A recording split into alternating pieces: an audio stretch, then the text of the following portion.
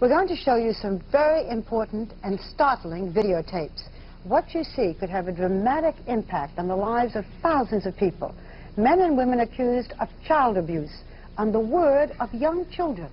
When children tell stories of being sexually abused by adults, should we believe them? There's now convincing scientific evidence that the answer is not necessarily. Now, there's no question about it. Some children will always tell the truth, and child abuse is a reality. But what researchers are proving is that some kids can be influenced to make up and then actually believe stories that never really happened. And tonight you'll see this with your own eyes. As John Stossel reports, the findings could change the outcome of sexual abuse cases which rest on a child's testimony. In Lowell, Massachusetts, Shirley Souza watches while her husband Ray tends his vegetable garden. Looks like a normal suburban scene, but the Souza's life is anything but normal. There's a half a dozen cucumbers. My phone's ringing. Several times a day, the phone rings because the State Department of Corrections wants each of them to face the camera attached to the phone. Shirley Souza, 285 Princeton Boulevard, Lowell, Mass. The Souzas are prisoners in their home. They're under house arrest. It's part of the 9 to 15-year sentence they received for molesting their 2 grandchildren. The first charges came in a letter from the district attorney. I came home from work, and I walked in, and Raymond said, I wasn't going to show this to you, but you better look at it. And I couldn't believe it. When I looked and I read it, I just... Could you imagine myself or any human being putting your head in a vagina, or sticking toes there, or touching different places, or putting a fist up their anus? It just wouldn't make it. Wouldn't there be some sort of serious damage? Wouldn't you notice right away? Every year, thousands of people like the Souzas are convicted of child abuse, even though there's no direct physical evidence. They're convicted simply on the word of 4- and 5-year-old kids. Conventional wisdom is that kids that age wouldn't make such things up. They simply don't know enough about sexuality to come up with detailed accounts of sexual abuse. But then Cornell University professor Stephen Ceci read the testimony of some well-known molestation cases and concluded that interviewers had led the kids on by asking suggestive questions. The interviewers could say, how else can we get this information out? Because the kids won't volunteer it. The problem is that from a research standpoint, we are now discovering that if you put kids who were not abused through the same kind of highly leading, repetitive interview, some of those children will also disclose events that seem credible, but in fact are not born in actuality. Now, others have suspected this, but Ceci decided to test that theory. He set up an experiment known as the Sam Stone study. He told a classroom full of 4-, 5-, and 6-year-olds that a man named Sam Stone would come to their class and that he was very clumsy. Then the man came in, stayed a few minutes, and left. That's it. He didn't do anything clumsy. Then, 4 times in the next few months, half the kids were asked leading questions about the man's visit. Do you remember when Sam Stone came to the school and he broke that toy? Did he do it on purpose or was it an accident?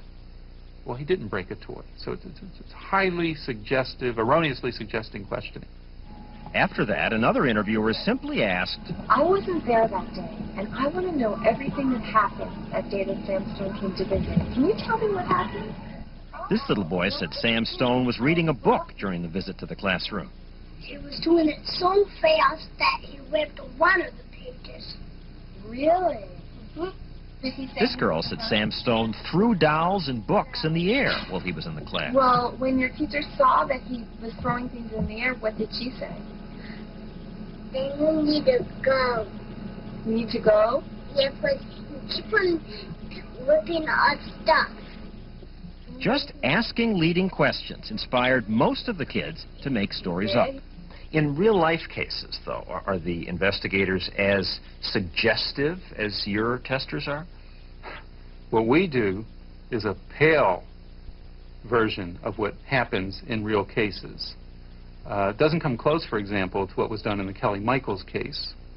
The Essex County Prosecutor's Office says 26-year-old Margaret Kelly Michaels is a manipulative, sadistic child Preschool abuser. teacher Michaels was convicted of molesting 19 children. molesting them in bizarre ways and in the middle of this crowded New Jersey school without any teacher or parent noticing anything. She served 5 years in jail until this year when her conviction was overturned by an appeals court that questioned the reliability of the children's testimony.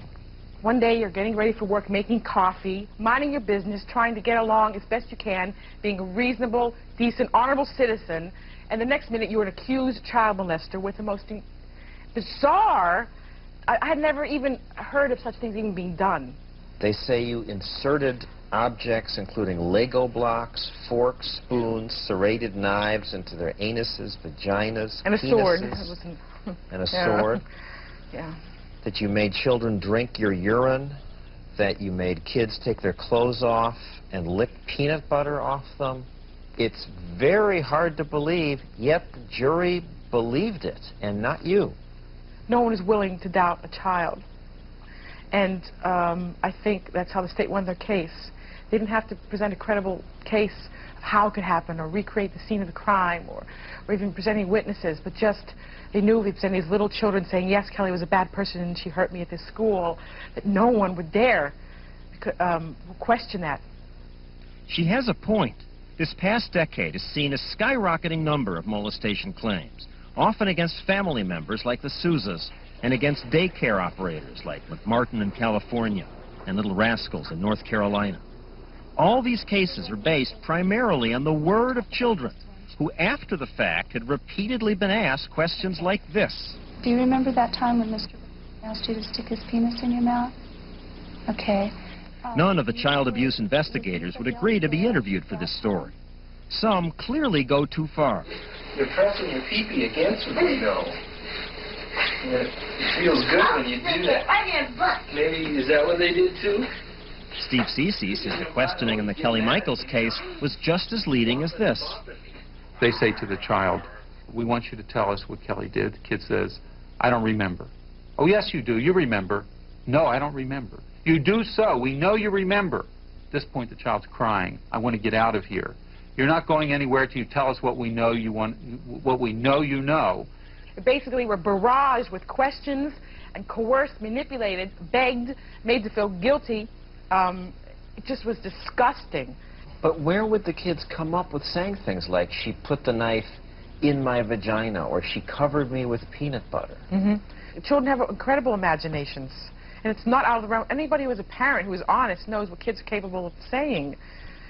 Ray and Shirley were astonished when they heard their grandchildren's testimony. They said we used a machine as big as this whole house on them to violate them. We had a cage in the cellar that we locked to violate them. We had a cage in the cellar that we locked them up. Never produced. Nothing. But why would kids make such things up? That's what convinces juries. You hear those stories and you say, okay, maybe it's not all true. Maybe the machine wasn't as big as a house. Maybe Kelly Michaels didn't smear them all with peanut butter. Teachers would have smelled that. But there must be some truth to it. How could children come up with so many inventive, kinky activities and describe them with so many details unless something really happened? It's a persuasive argument until you hear about Cece's next experiment. He had researchers ask 4- and 5-year-olds to pick a card out of a deck of 10. On each card was a question. Okay, Derek. This one says, have you ever seen a baby alligator eating apples on an airplane? No. No? Have you ever had your finger caught in a mousetrap and had to go to the hospital? No. No? Your class? At first, almost all the kids say no. Mm-mm. But then, once a week for the next 10 weeks, they ask the question again. No coercion, no leading questions, as in the child abuse cases. They just gently repeat the question. You went to the hospital because your finger got caught in a mousetrap. Did that happen? Uh-huh. Yeah? By week 4 or 6 or 10, most of the kids are saying, yes, it happened. And not just saying yes, but giving such precise information about it that you'd think it must have happened. Did it hurt? Yeah. Yeah? Who took you to the hospital? My daddy, my mommy, my brother. So where in your house is the mousetrap? It's up at our Down in the basement. Down in the basement. What is it next to in the basement? It's next to the firewood. Anyway, what you see here is a child who's giving you a lot of perceptual detail. He's telling you where the mousetrap was. It was next to a wood pile in the basement. He had gone down there because he wanted to tell his dad, who was down there collecting firewood, that he was ready for lunch. He gets in an argument with his brother Colin, which he later goes on to describe. They were fighting over some action figure. Colin pushes him next to the wood pile. He doesn't see where his hand's going, and it gets caught in a mousetrap. Were you surprised at the answers you got? I think it's fair to say that my colleagues and I were absolutely shocked that by the 10th week, not only were they assenting to some of these things that didn't occur, but they were giving very coherent narratives, highly elaborated narratives that are, I think, quite persuadable. By the time I met the same boy, it was weeks after the experiment, but he still could give lots of convincing details about things that never happened. Was there a time when you got your finger caught in a mousetrap and had to go to the hospital? Wow, which finger was it? Remember, this is the result after a researcher simply asked the question once a week for 10 weeks. In real abuse cases, kids are questioned for years, often by parents, doctors, then by the investigator, perhaps a therapist, then by lawyers. Who went with you to the hospital? My mom and my dad and my brother Colin, but not my baby. He was in my mom's tummy. This boy's testimony is even more remarkable because just a few days earlier, his father had discussed the experiment with him. He'd explained that it was just a test and the whole mousetrap event had never happened. The boy agreed it was just in his imagination. Still, listen to this. Let me ask you, did your father tell you something about the mousetrap finger story? No, is it true? Did it really happen? It wasn't a story. It It really happened. It's really happened? You really got your finger caught? It's really happened? Yeah. I assume the child isn't lying. They aren't intentionally making up stories. Absolutely. I think they've come to believe it. It is part of their belief system. Some experts believe they'd come closer to the truth using anatomically correct dolls. With dolls, they wouldn't have to ask so many questions. But Cece's colleague, Dr. Maggie Brook, conducted tests that led her to conclude using dolls also leads kids on. I would think anatomically correct dolls would be a good, neutral way to ask questions. I thought the very same way, but after having had this experience, I'm not quite sure how you do that. Brook had this pediatrician add some extra steps to his routine physical examination of preschool kids. He measures the child's wrists with a ribbon.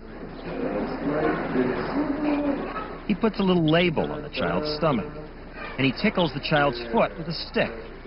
Never does the doctor go anywhere near the child's private parts. Then, right after the exam, using an anatomically correct doll, Brook asks leading questions about the doctor's exam.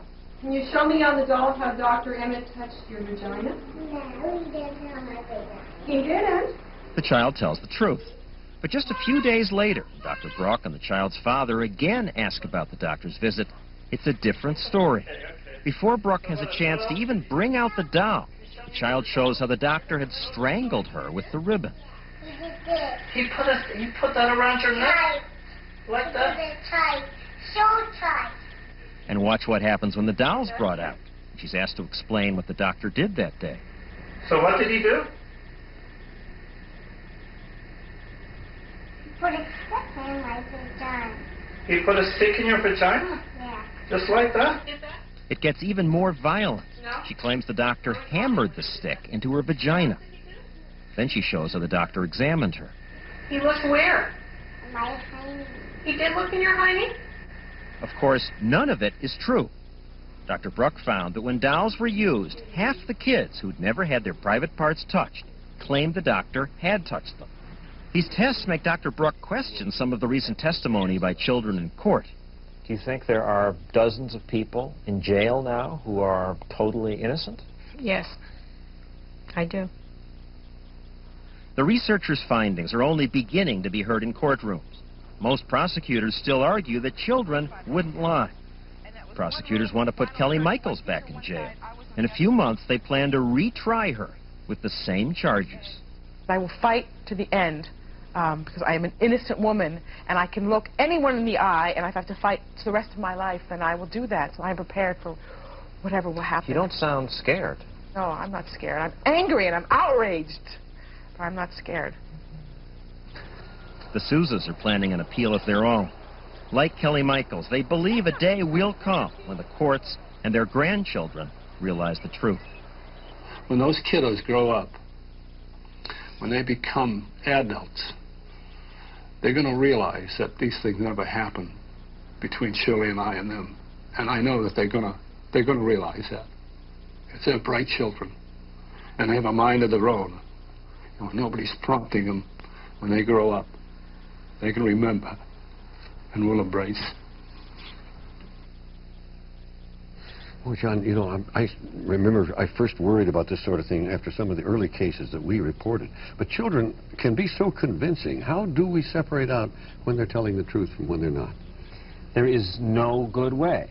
There are all kinds of experts who will testify in court as paid expert witnesses, and they often say they can tell. But Dr. Cece ran a test where he showed them tapes of kids. Some of them were lying, some were not.